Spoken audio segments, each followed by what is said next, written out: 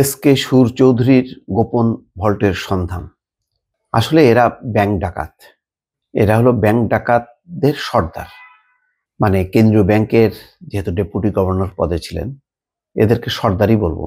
আর ওই ব্যাংকগুলো যারা লুটপাট করেছে তারা হচ্ছে ডাকাত। তো ডাকাতদের সর্দার হচ্ছে এই এস.কে. সুর চৌধুরীরা। শত শত হাজার হাজার কোটি টাকা পাচার হয়েছে। সেই পাচারের পাহারাদার তারা, সহায়তাকারী তারা। শুধু তাই না, তারা নিজেদের আখেরও গুছিয়েছে। এখন এই এস.কে. সুরের ঠাঁই হয়েছে কারাগারে। তদন্ত চলছে, তার বাসায় অভিযান চালানো হয়েছে।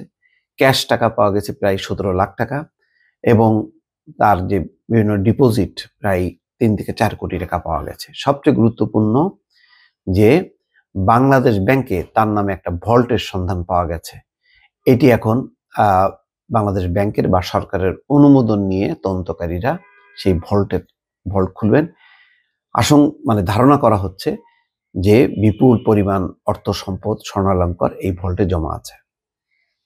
বলা হচ্ছে যে এই ভল্টে বিপুল পরিমাণ টাকা, স্বর্ণ, বিদেশি মুদ্রা রয়েছে বলে মনে করা হচ্ছে।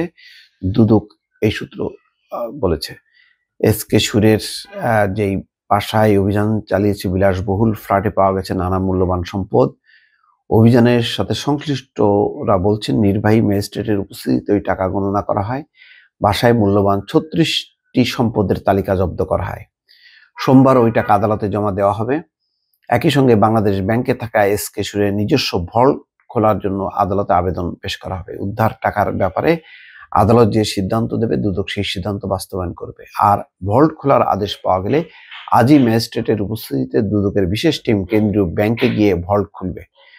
ওই ভল্টে টাকা সহ যেসব সম্পদ পাওয়া যাবে সেগুলো রক্ষণাবেক্ষণের জন্য যথারীতি আদালতে জমা দেওয়া হবে। দুদকের পরিচালক কাজী সাইমুজ্জামানের নেতৃত্বে একটি বিশেষ অনুসন্ধান টিম গতকাল বেলা 11:30টায় এস.কে. সুরের বাসায় অভিযান শুরু করে।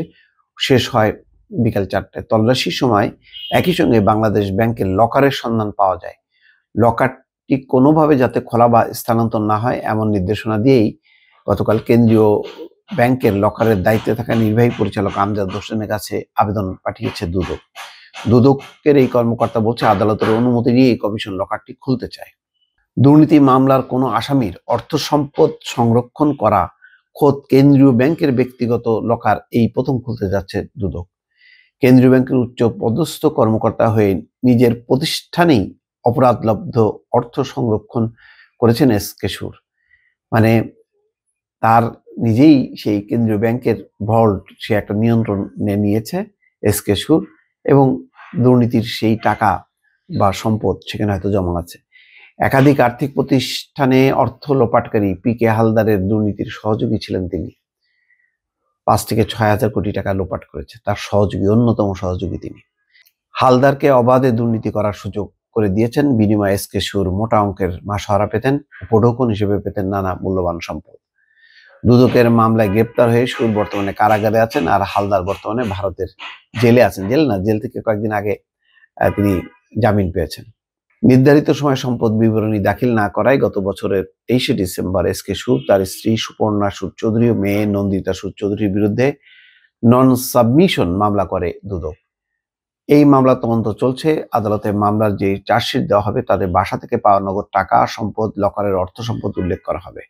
এসব অর্থ সম্পদ তার বৈধ আয়ের সঙ্গে কতটুকু সঙ্গতিপূর্ণ তা তুলে ধরা হবে চার্জশিটে। দর্শক, দেখা যাক শেষ পর্যন্ত কি বের হয় বাংলাদেশ ব্যাংকের ভল্ট থেকে। দর্শক, ভালো থাকবেন। আল্লাহ হাফেজ।